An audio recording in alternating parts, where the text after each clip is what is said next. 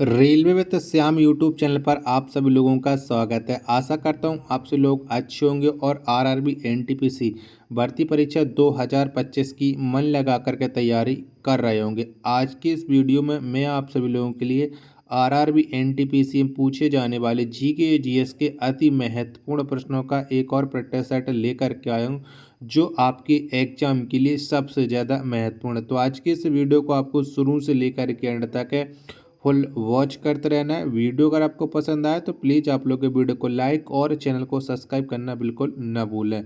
और comment box में आपको अपना स्कोर बताना है कि आपने 40 प्रश्नों में से कितने प्रश्न सही किए हैं और कितने प्रश्न आपके गलत हैं, और ये वीडियो आपको कैसी लगी। तो चलिएगा फिर शुरू करते हैं आज का अपना ये प्रैक्टिस सेट। तो पहला प्रश्न आ जाता है कि मक्का कहाँ पर स्थित है। तो बताओ मक्का है ये कौन से देश में स्थित है। तो मक्का यह सऊदी अरब में स्थित है, यानी एक का सी ऑप्शन करेक्ट आंसर हो जाएगा। दूसरे नंबर का प्रश्न आ जाता है कि शेरे पंजाब किसे कहा जाता है। तो बताओ शेरे पंजाब के नाम से कौन से व्यक्ति को जाना जाता है।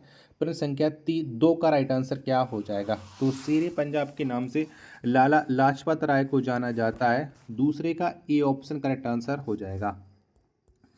अगला प्रश्न आ जाता है प्रश्न संख्या 3 है कि रूसी क्रांति के जनक किसे माना जाता है। तो बताओ कौन से व्यक्ति को रूसी क्रांति का जनक है माना जाता है। प्रश्न संख्या 3 का राइट आंसर क्या हो जाएगा।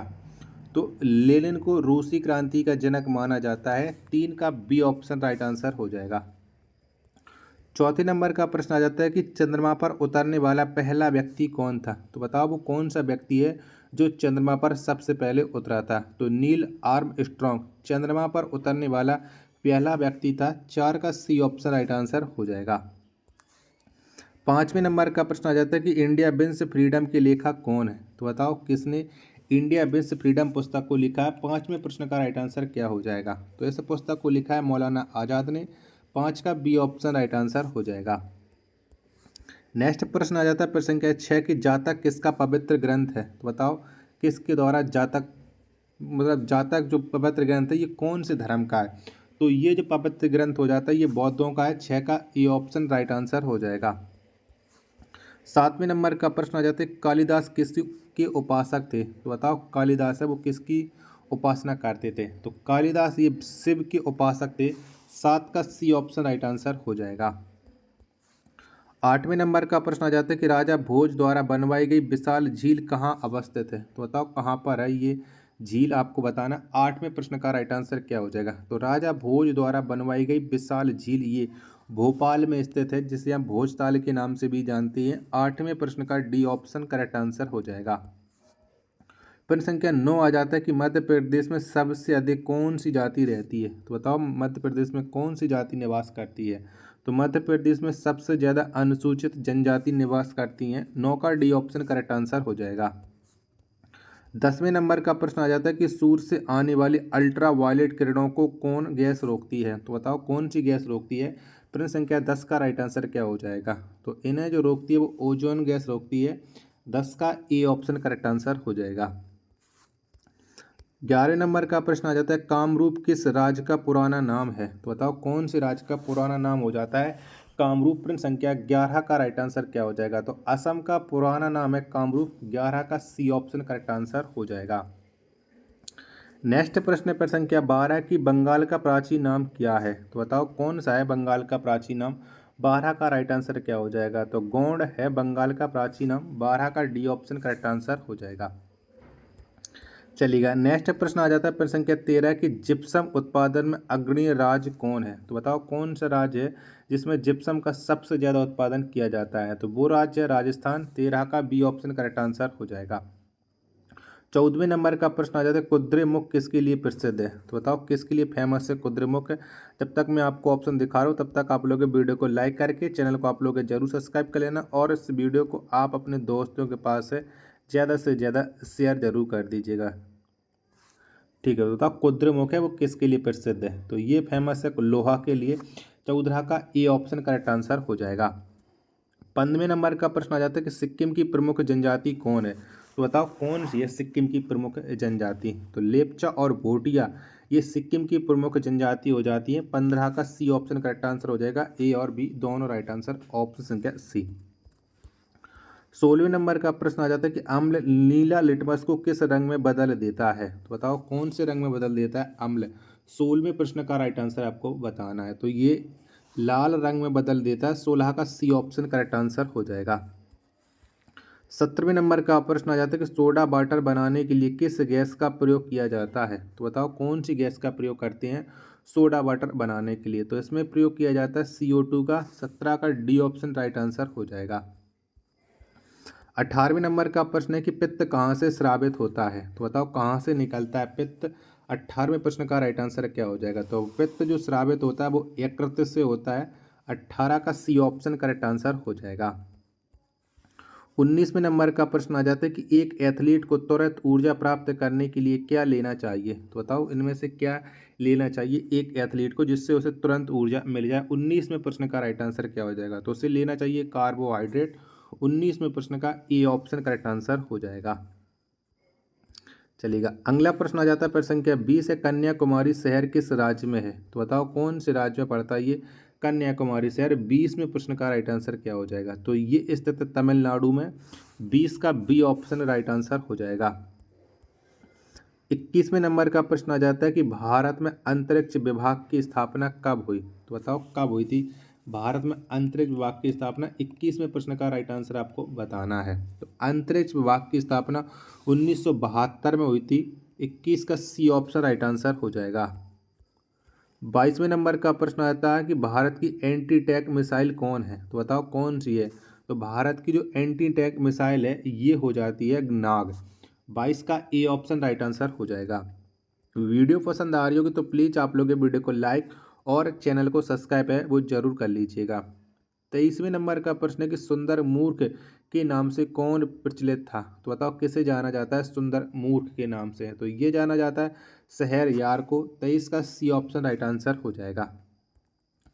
24वें नंबर का प्रश्न आ जाता है कि ऋग्वेद में सबसे पवित्र नदी किसे माना जाता है। तो बताओ कौन सी नदी को सबसे पवित्र माना जाता है। तो सरस्वती को माना जाता है।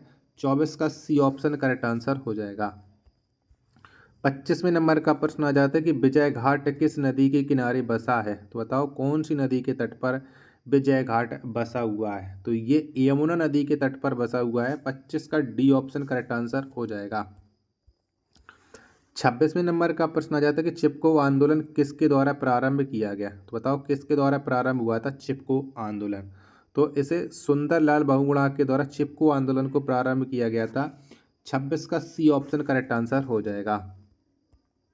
27वें नंबर का प्रश्न है कि मनुष्य द्वारा कितने डेसिबल से ऊपर की ध्वनि तीव्रता नहीं सुना जा सकता है। तो बताओ कितनी नहीं सुनी जा सकती है।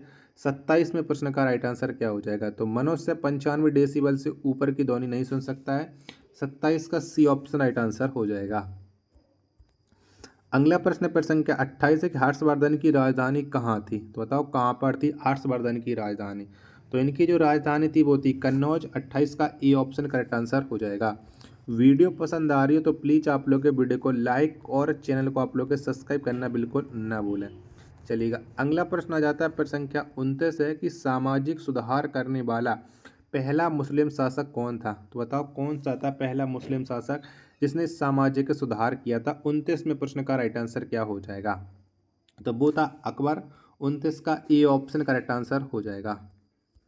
प्रश्न संख्या 30 आ जाता है कि हल्दी घाटी का युद्ध कब हुआ था। तो बताओ कब लड़ा गया था हल्दी घाटी का युद्ध। तो 1576 में हल्दी घाटी का युद्ध हुआ था।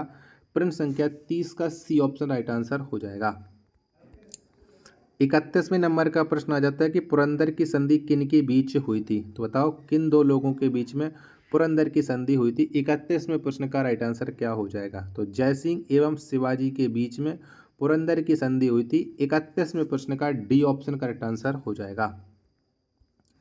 अगला प्रश्न आ जाता है प्रश्न संख्या 32 है कि आनंद मठ के रचयिता कौन है। तो बताओ किसने आनंद मठ पुस्तक को लिखा हुआ है। 32वें प्रश्न का राइट आंसर क्या हो जाएगा। तो आनंद मठ के जो रचयिता है वो है बंकिम चंद्र चटर्जी। 32 का बी ऑप्शन राइट आंसर हो जाएगा। 33वें नंबर का प्रश्न आ जाता है कर्नाटक संगीत का जनक किसे माना जाता है। तो बताओ कौन जाने जाते हैं कर्नाटक संगीत के जनक के रूप में। तो संत पुरंदर दास को कर्नाटक संगीत के जनक के रूप में माना जाता है। 33वें प्रश्न का डी ऑप्शन करेक्ट आंसर हो जाएगा। 34वें नंबर का प्रश्न आ जाता है कि ऑपरेशन फ्लड की शुरुआत कब की गई। तो बताओ कब शुरुआत हुई थी ऑपरेशन फ्लड की। तो इसकी शुरुआत हुई थी 1970 में ऑपरेशन फ्लड की। 34 का सी ऑप्शन करेक्ट आंसर हो जाएगा। 35वें नंबर का प्रश्न आ जाता है कि लिटमस किससे मिलता है। तो बताओ लिटमस को किससे प्राप्त किया जाता है। तो लिटमस ये लाइकेन से प्राप्त होता है। 35वें प्रश्न का सी ऑप्शन करेक्ट आंसर हो जाएगा। अगला प्रश्न पर संख्या 36 है आपके सामने कि ओबरा शहर किसके लिए प्रसिद्ध है। तो बताओ किसके लिए जाना जाता है ओबरा शहर को। तो ये थर्मल पावर प्लांट के रूप में ओबरा शहर प्रसिद्ध है। 36 का बी ऑप्शन करेक्ट आंसर हो जाएगा।